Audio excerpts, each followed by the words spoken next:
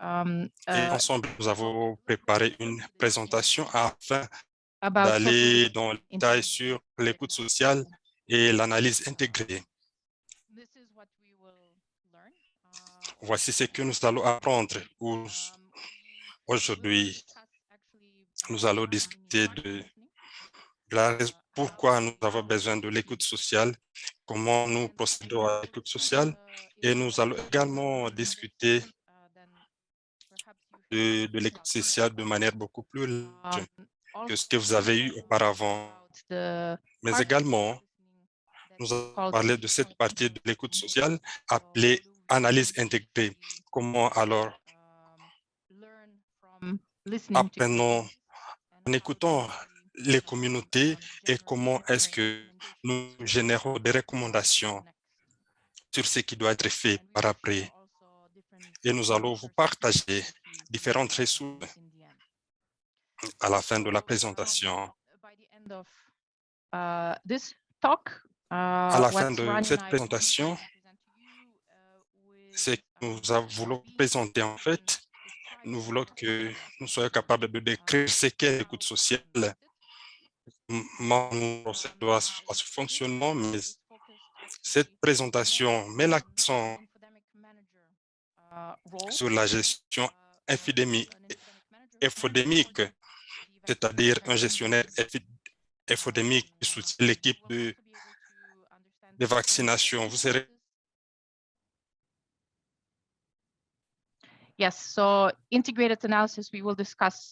donc, nous allons discuter de l'analyse intégrée dans la deuxième partie de la présentation.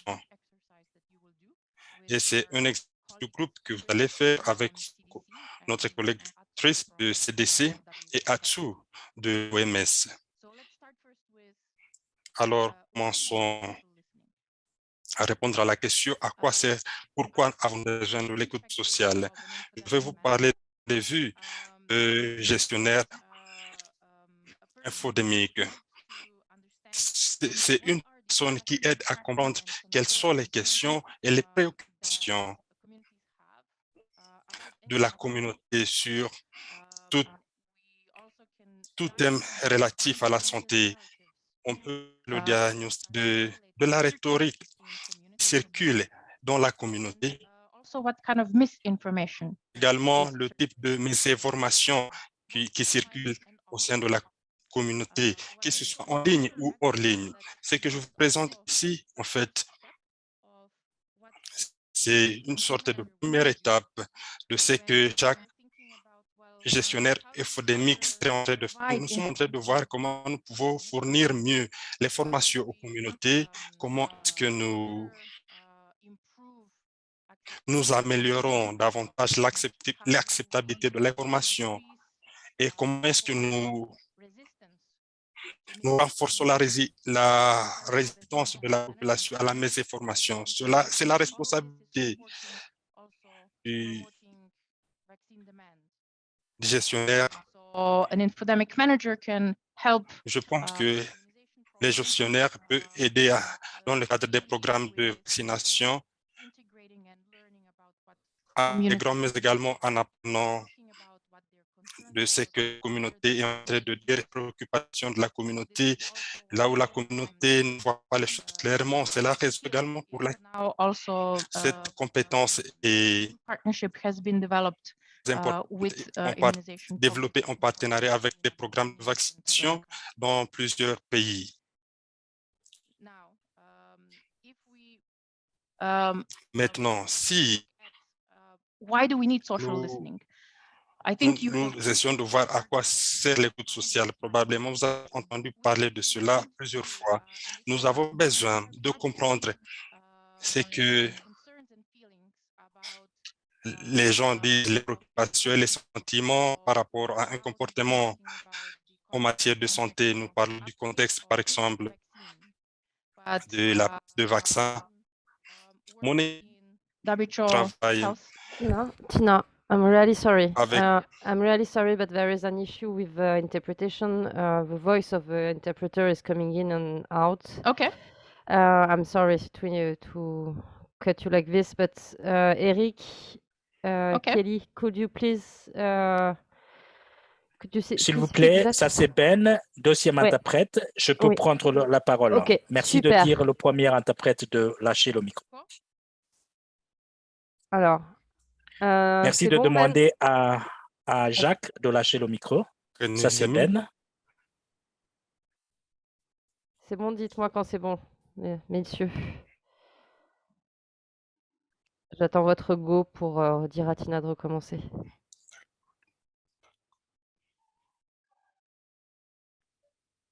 Mhm. Vous m'écoutez là? Vous m'écoutez là? Allô? Allô? Est-ce que vous écoutez la voix de Ben, le Oui, deuxième interprète? oui, pardon, mais comme Tina parlait en même temps, j'étais pas sûre. Écoutant. Sur 5. Ok, super. Alors, vous demandez à Jacques de lâcher le micro. Comme ça, on ne va pas avoir deux interprètes en ligne. Ok, alors, okay, Tina, I think you can start again. We have Ben, the interpreter, who will interpret you. Thank you very much. Sorry.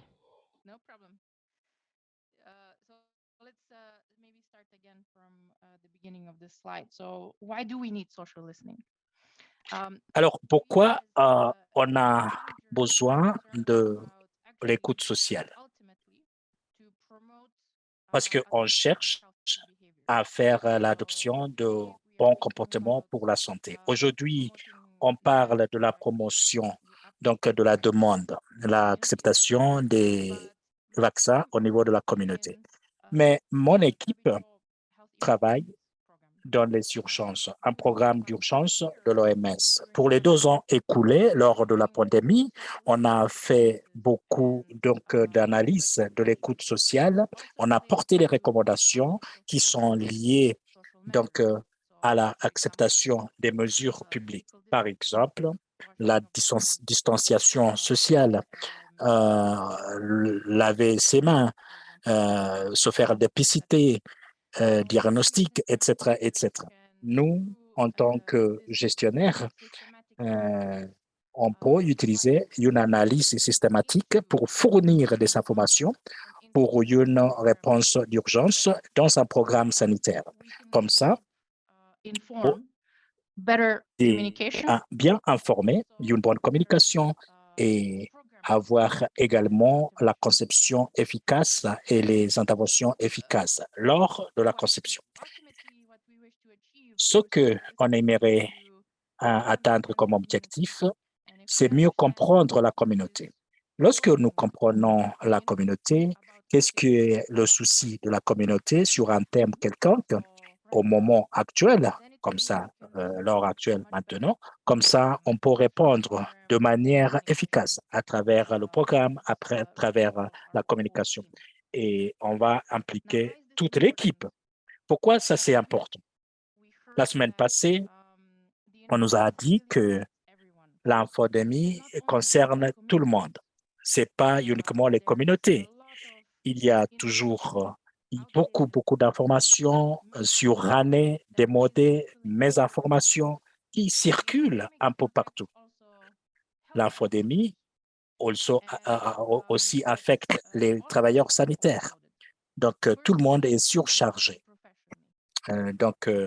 Au niveau personnel, au niveau de la profession. Si nous sommes affectés autant, donc la question qui se pose, qu'en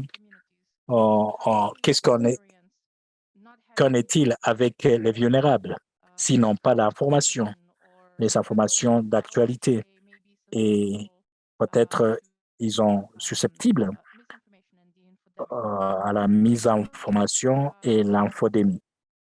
Souvent, ces communautés qui ne sont pas connectées aux services sanitaires, les populations de l'arrière-pays et qui n'ont pas accès à l'information également, ils sont beaucoup plus vulnérables lorsqu'il s'agit de l'infodémie. Lors des 2 ans passés, il y a beaucoup de travail qui a été fait sur le comment. Comment, de manière rapide, développer donc les réflexions autour de l'infodémie et comment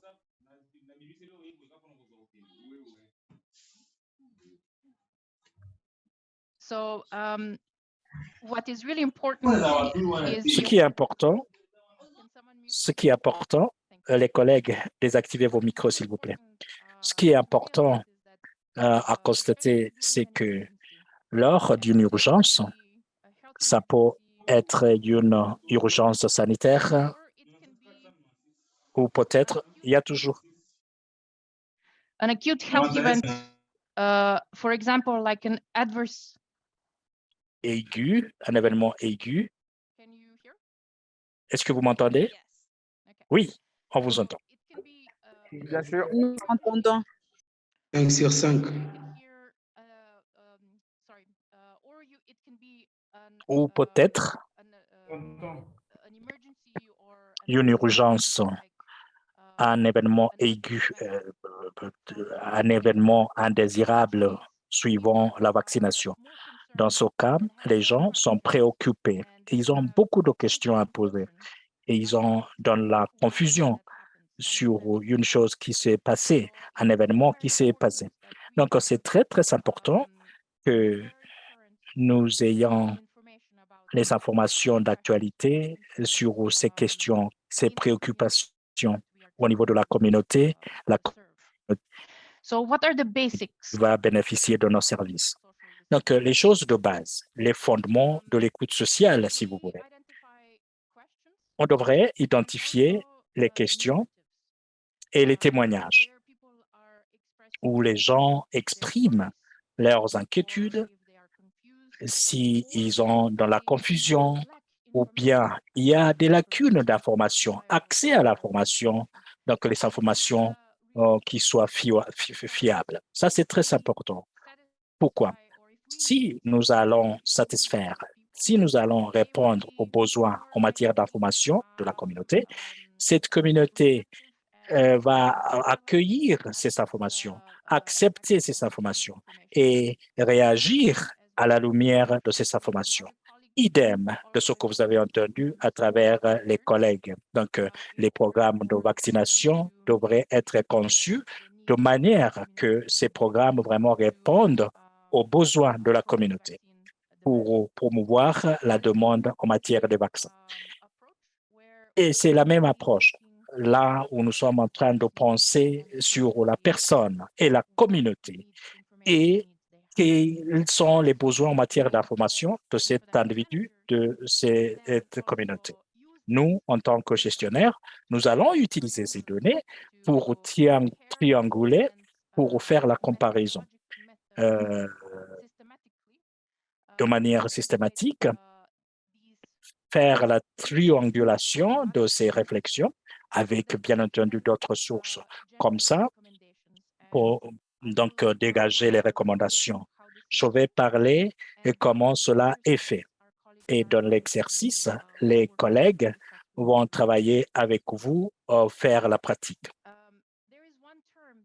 Il y a une terminologie, je crois qu'une terminologie qui soit nouvelle, quelque chose vraiment qu'on voit comme monnaie courante. Donc, la lacune d'information. La lacune d'information, c'est quoi tout d'abord? Comment dire?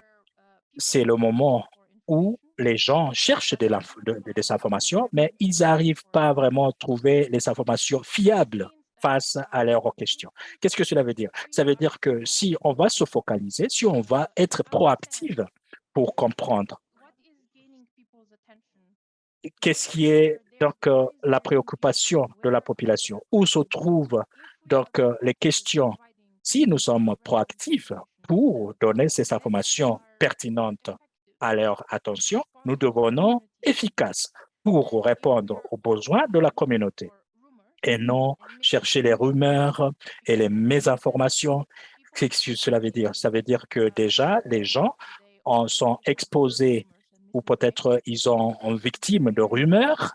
Et ça, c'est très difficile maintenant, beaucoup plus difficile pour répondre à la communication efficace. Donc, l'écoute sociale est très importante pour nous permettre d'être proactifs et stratégiques. Donc, vous avez vu ce diagramme avant. Sourani vous a expliqué ça la semaine passée. Mais si vous imaginez comment les informations circulent, quelque chose qui se passe, par exemple, il y a les nouveaux directifs pour comment se réunir dans les lieux publics par le ministère de la Santé. Ou peut-être il y a un rapport au niveau pour dire il y a un événement indésirable suite à la vaccination, suite à une campagne de vaccination. Cette information va faire le trajet à travers les sources officielles, ministère de la Santé, les médias, les radios, les journaux, et ça va aussi donc faire le trajet à travers le réseau des personnes. On va dire à la famille, aux amis, et tous ces éléments combinés en soi commencent à vous donner une idée. Qu'est-ce qu'on va avoir comme image, comment ils vont interagir avec le système sanitaire, avec les fournisseurs donc, de services sanitaires. Nous, en tant que gestionnaires, on peut écouter, faire l'écoute sociale à travers les médias ou peut-être à travers d'autres méthodes. Donc, hors ligne, écouter la communauté. Ou peut-être, parfois, on peut mesurer ça et saisir ces informations, comment donc l'infodémie affecte le comportement de la population. En regardant l'impact sur les services sanitaires, la demande des services sanitaires, etc., etc. Pourquoi c'est important? Parce que le type de données que vous allez utiliser pour faire cette analyse, l'infodémie, ici, il s'agit maintenant donc de l'objectif de ce que vous voulez comprendre. Un gestionnaire de l'infodémie va se servir des méthodes de collecte de données qui sont diverses. Vous allez voir quelques éléments ici. Et c'est pas écouter et analyser les médias sociaux, et c'est tout. Et parce que les gens s'expriment et leurs préoccupations à travers différents canaux d'interaction. Donc, ça peut être différents types d'enquêtes rapides. Par exemple, avec les collègues de RCCI, donc les sessions d'écoute sociale, par exemple, on peut comprendre si les gens se trouvent dans la confusion lorsque vous considérez est-ce qu'ils sont en train de suivre les directives, par exemple, est-ce qu'ils sont en train de réduire les interactions au niveau des espaces publics? Est-ce qu'il y a une méthode ou quelconque? Et bien entendu, il y a une autre chose qui a été modifiée plusieurs reprises, c'est la réalisation ou c'est le constat que l'écoute sociale devrait être partie intégrante donc, de la prise de décision et l'action lorsqu'il y a réponse d'urgence dans les programmes sanitaires. Ici, je vous montre un exemple. Ça, c'est une plateforme pilote par l'OMS qu'on appelle VIUS.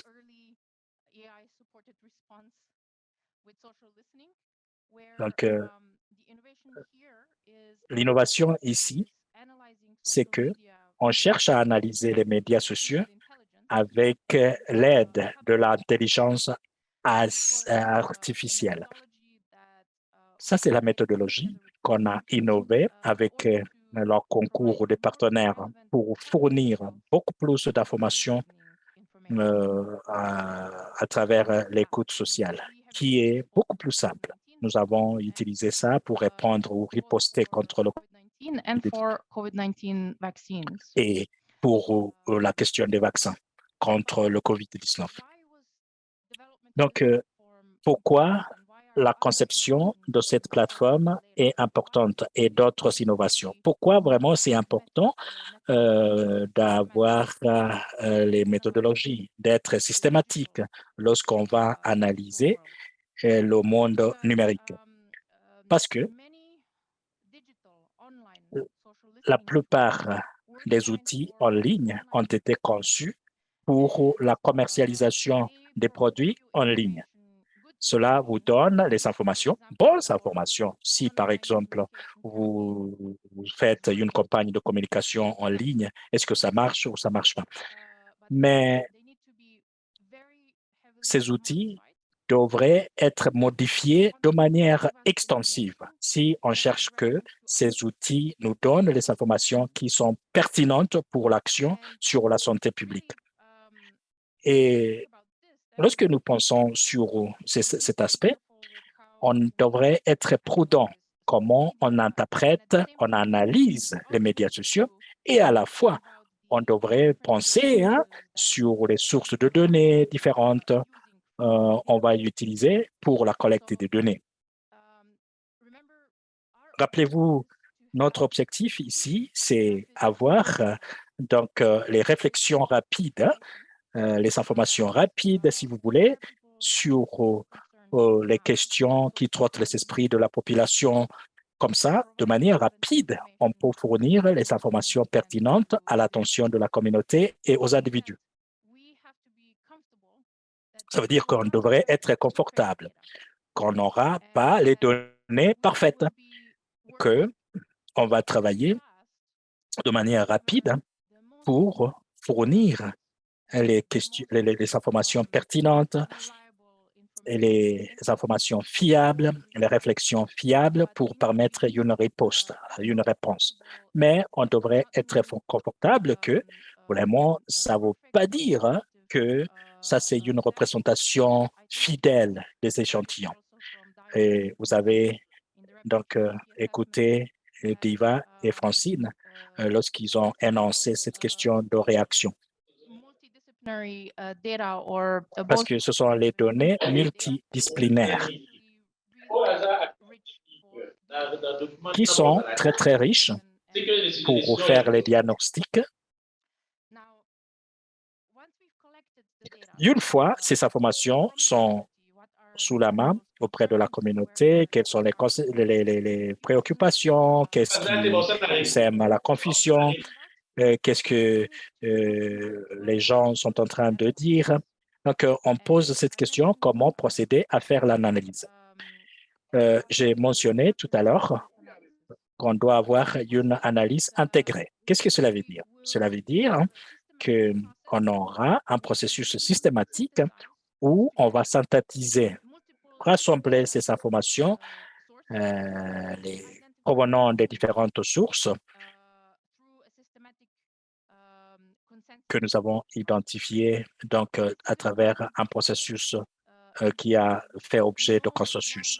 Comme ça, il n'y a pas une seule source de données seule peut nous donner de très bonnes informations si on va comparer les thèmes, les questions, les préoccupations, mes informations et les narratifs. Si on va comparer tous ces éléments à travers différentes sources de données auxquelles nous avons accès, ça veut dire qu'on peut mieux agir. On peut mieux agir sur l'exercice devant nous.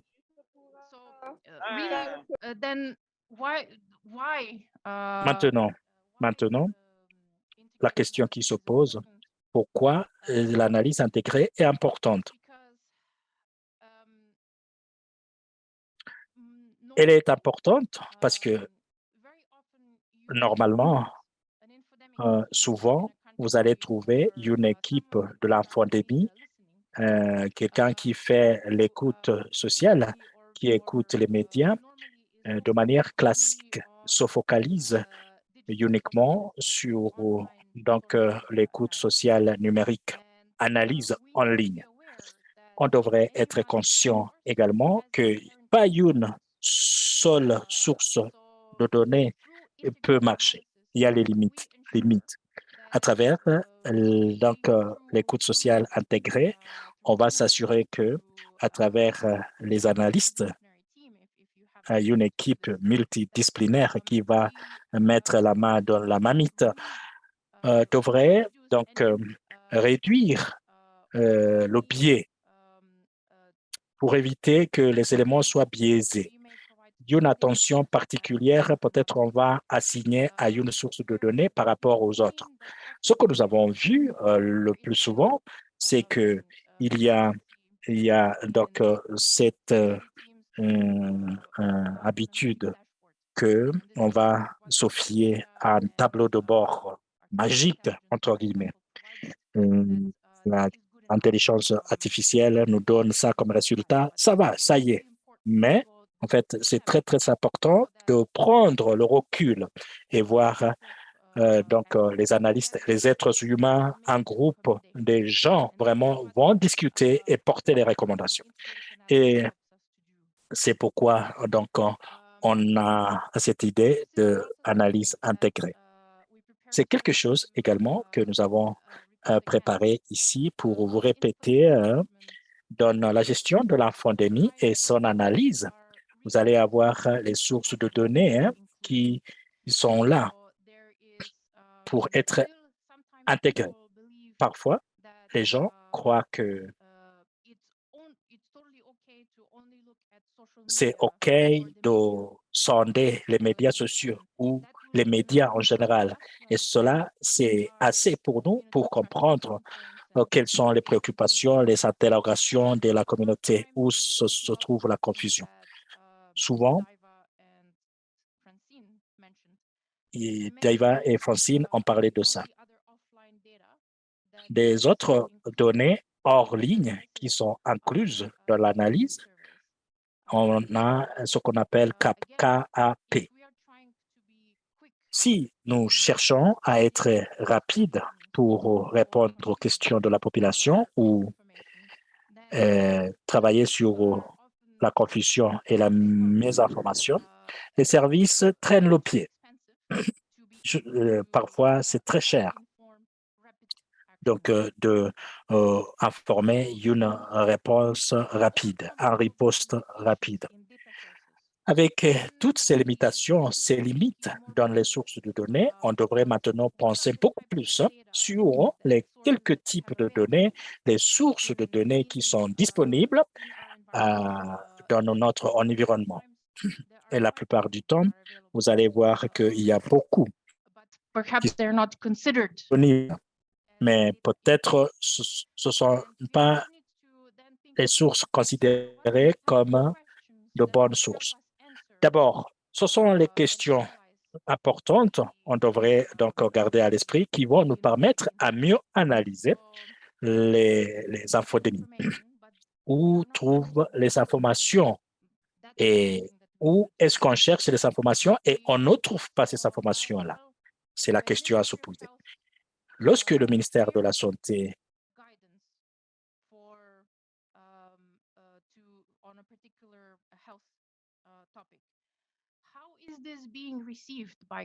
comment cela est reçu comme thème par la communauté? Comment cela est discuté? Est-ce qu'il y a les confusions? Est-ce qu'il y a la malinterprétation de ce thème? Comment les gens se comportent?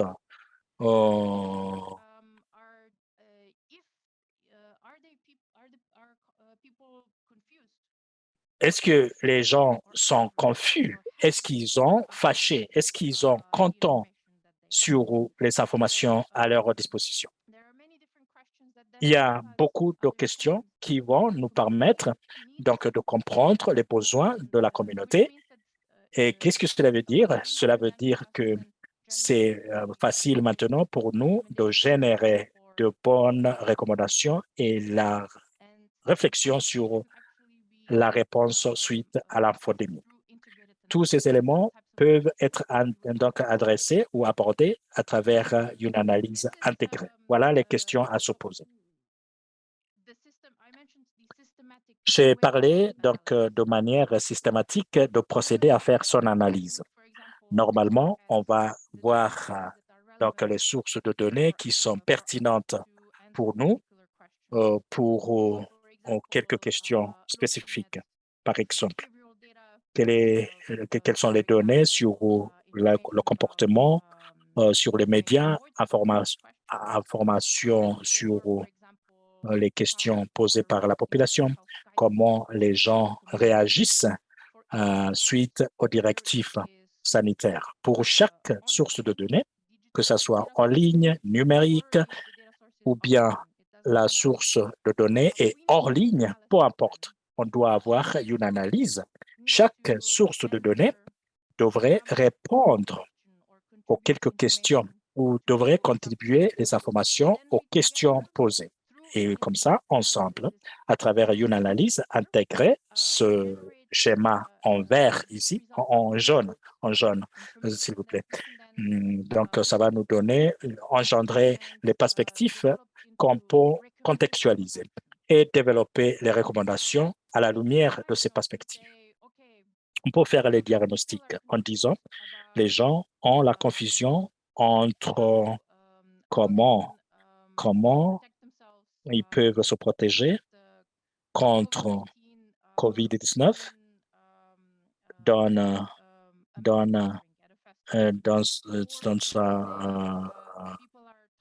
une foule.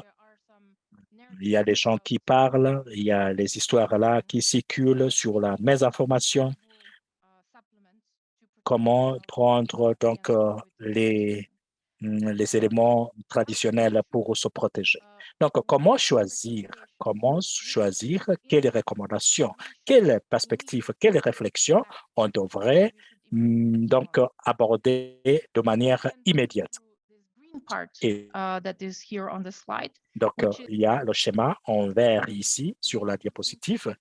Donc, ces questions ici de rassembler ces informations, les contextualiser en fonction des actions qui pourraient avoir un effet immédiat, beaucoup plus large, soit sur les populations vulnérables ou de manière générale, la gestion.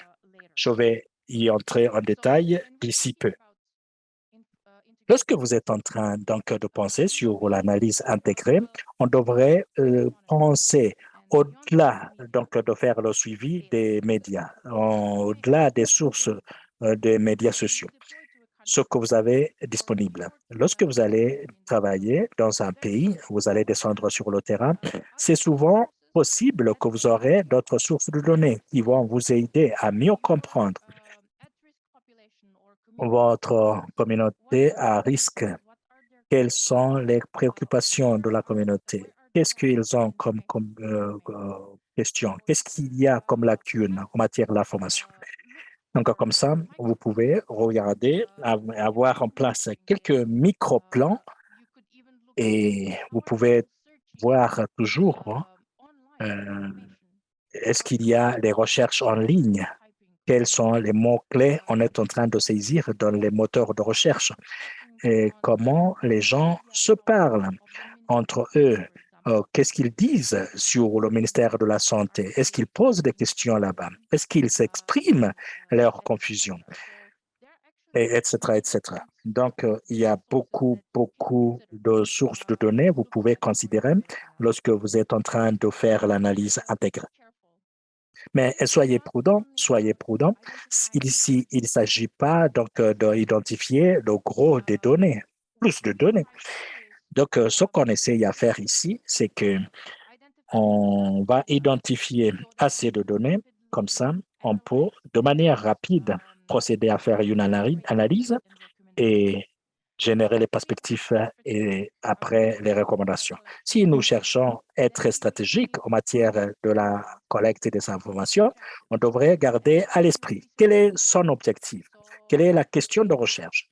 Dans notre cas, et lorsque vous considérez donc la République de Chronos dans l'information, c'est question de voir comment bénéficier de la compréhension des préoccupations, questions, confusions de la communauté sur la demande vaccinale. Donc, vous devez garder ça comme votre focalisation. Et c'est comme ça, ça va vous aider à mieux sélectionner les sources de données. Ce qui est important également à garder à l'esprit, c'est que parfois, Vous ne devrez pas dupliquer les choses. Vous collectionnez les données auprès de la même communauté, utilisant les mêmes questions. Donc, souvent, merci de penser sur les quelques questions de recherche que je peux utiliser. Est-ce que je peux répondre à ces questions? Et puis, votre source de données devrait être liée à la réponse. Comme ça, vous pouvez comprendre la communauté et sa population.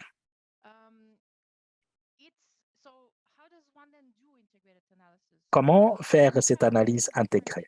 Lorsque vous avez différentes sources de données pour analyser, c'est très important d'utiliser une méthodologie systématique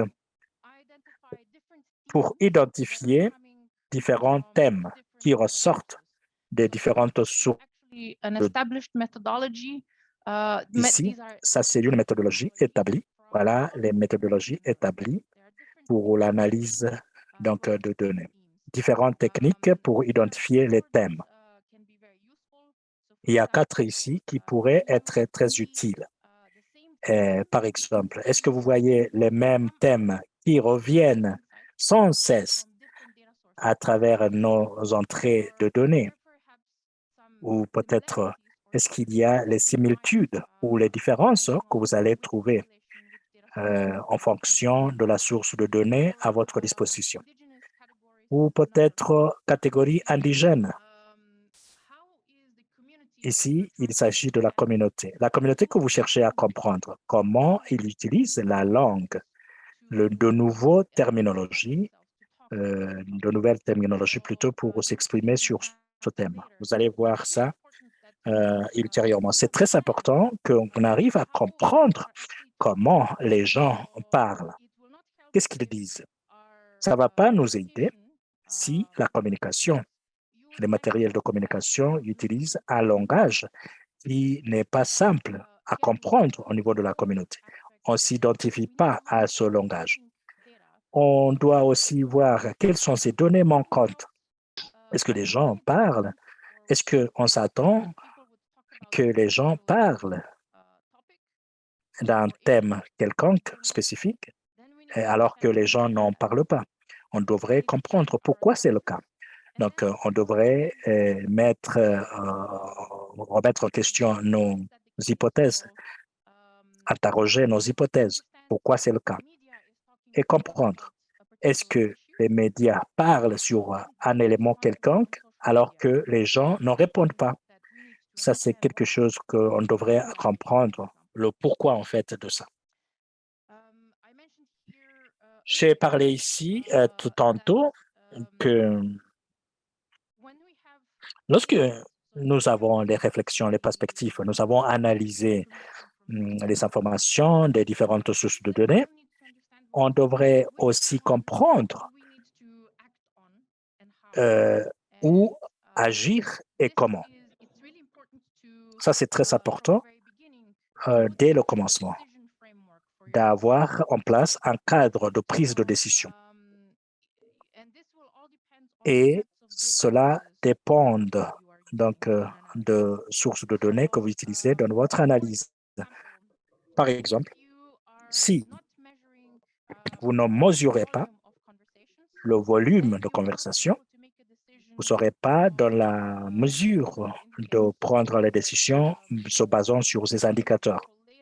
Vous allez voir un exemple ultérieurement. C'est très important de comprendre si le volume de conversation a augmenté de manière significative ou cela a réduit de manière significative.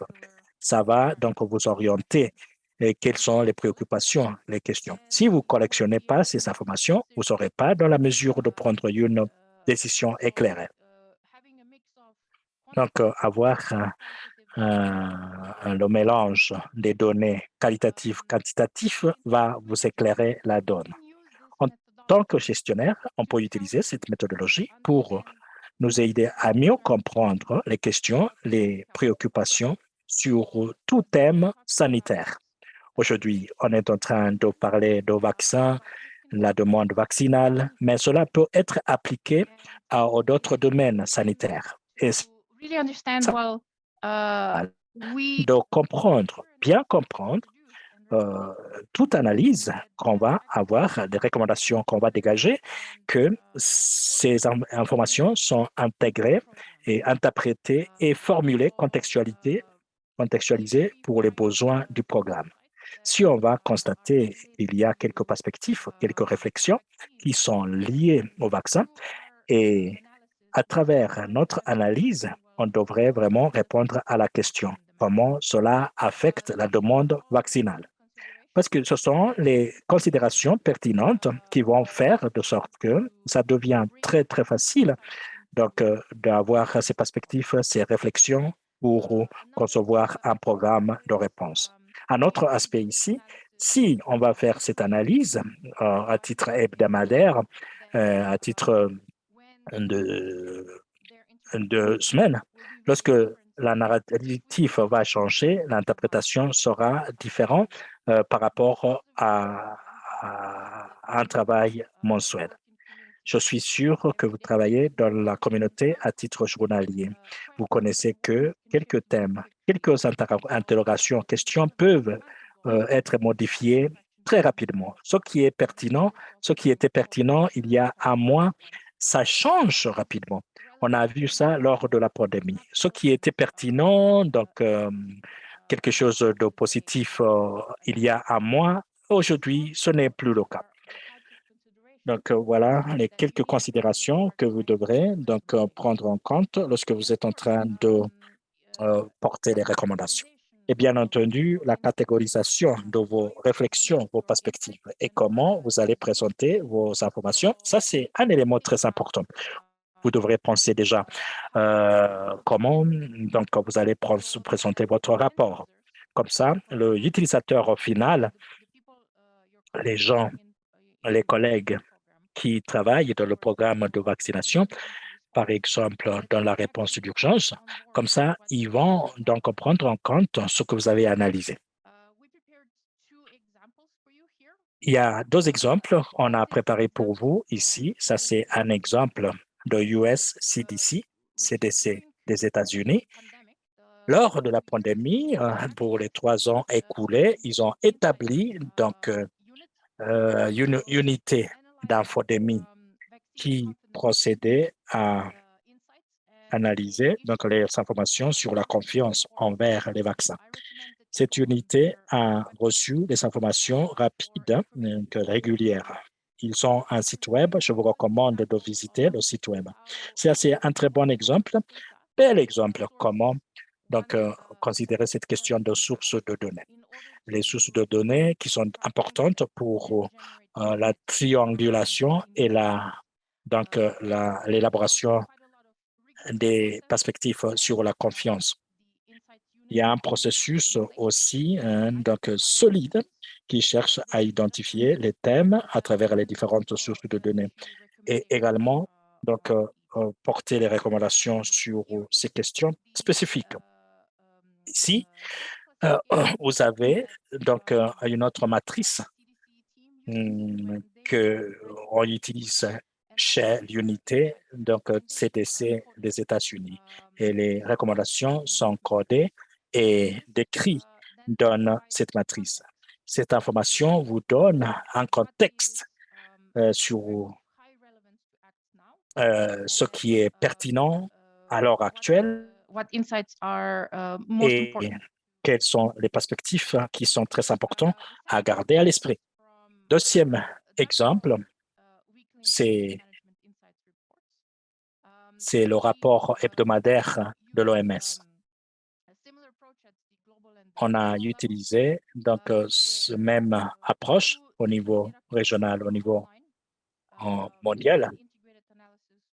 Donc, les différentes sources d'informations en ligne et procéder à faire une analyse intégrée. Cela est fait à titre hebdomadaire.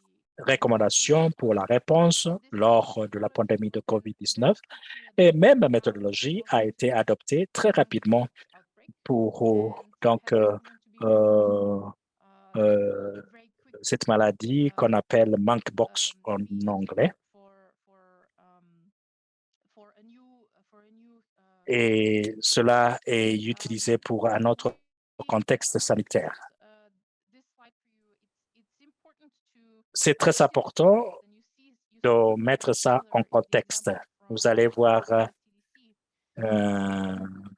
même chose. C'est très important de mettre ça en contexte. Si un thème quelconque, c'est quelque chose de nouveau, parce que la réponse à une nouvelle histoire, ça va être différent. Si les gens continuent à parler sur un thème quelconque. Si les préoccupations, les interrogations continuent dans votre analyse d'écoute sociale, qu'est-ce que cela veut dire? Ça veut dire que toute réponse que nous avons fournie, toutes les informations que nous avons fournies, cela vraiment n'arrive pas à répondre aux besoins de la communauté.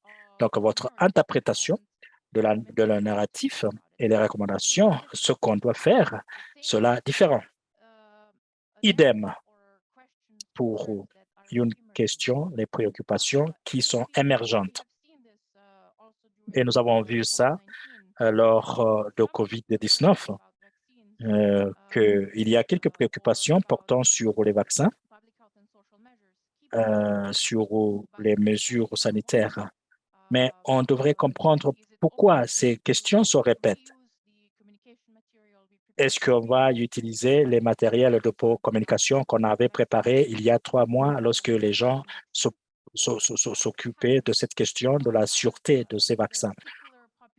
Est-ce qu'il y a une population spécifique, une communauté spécifique qui est préoccupée maintenant? Ou est-ce qu'il y a des aspects spécifiques de préoccupation qui donc font de sorte que ces informations reviennent? Ça vous donne la possibilité d'avoir beaucoup plus de preuves pour la discussion, pour mieux concevoir donc votre communication de réponse. Nous sommes presque à la fin de cette présentation. Nous avons donc préparé les 3 principes de base. Si vous pratiquez l'analyse d'écoute sociale, quelles sont les 3 choses à ne pas oublier? Ça, c'est un processus, rappelez-vous. Vous devrez introduire donc les activités régulières. Comme ça, vous pouvez détecter les changements, les modifications au fil du temps. C'est comme ça qu'on peut informer les actions. C'est comme ça qu'on peut être souple de manière à communiquer, comment nous partageons les informations avec la communauté, comment aider donc l'équipe de réponse pour aider la communauté. Lorsque vous faites l'écoute sociale, il faut vraiment diversifier, utiliser différentes sources de données pour différents objectifs, parce que ça va vous permettre d'avoir différents types d'informations pour votre collecte. Troisième partie, la technologie d'information, l'intelligence artificielle, ce sont des outils incontournables. Il n'y a pas une seule personne, un être humain qui pourrait s'occuper donc des rumeurs et les autres choses. On devrait avoir vraiment les outils d'analyse. Mais c'est très important de ne pas donc se limiter avec les outils numériques. On devrait s'assurer qu'il y a un être humain, une équipe des êtres humains qui vont intégrer ces données, les réflexions et engendrer les recommandations qui vont orienter les actions. Les bonnes pratiques, 3 bonnes pratiques. On va commencer avec un plan d'analyse tout d'abord. Ça va donc vous éviter la surcharge d'informations, de données. Ça va mieux orienter votre travail. Vous devrez aussi avoir vos propres réseaux de gestionnaires au niveau pays. Vous pouvez avoir beaucoup d'informations à travers les collaborateurs, à travers les partenaires. Le gros de votre travail en tant que gestionnaire, c'est créer des partenariats, pas uniquement se focaliser sur les données, mais tisser les partenariats, avoir les collaborations avec d'autres gens. Il faut aussi voir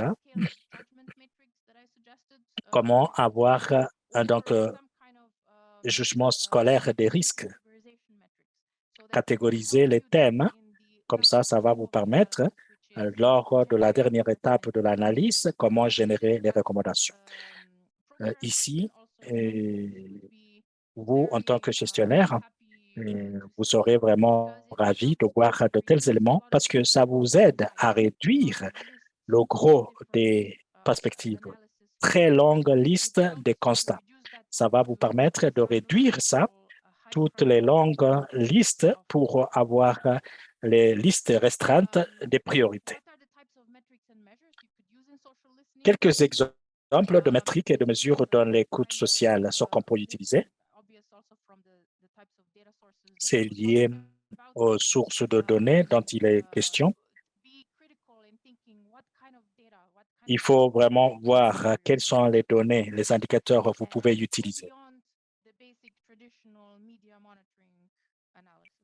Donc, les analyses de faire le suivi des médias.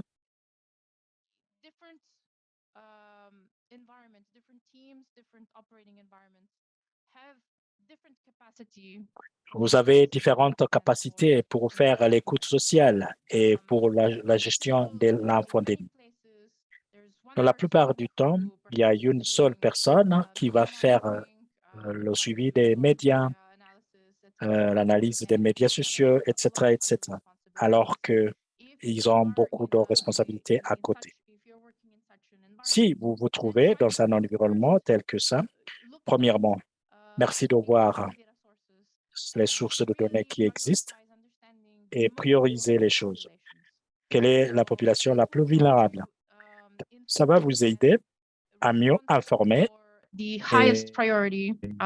avoir une bonne réponse pour les priorités des priorités en matière de communauté et utiliser les données qui sont disponibles déjà.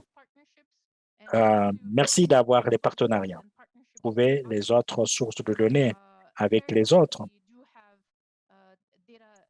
qui ont à leur disposition quelques sources de données que vous pouvez utiliser. Soyez utile dans le réseau. Comme ça, vous pouvez faire une bonne analyse nouvelle, dire voilà ce que j'ai trouvé et vous allez ajouter votre valeur dans l'analyse commune.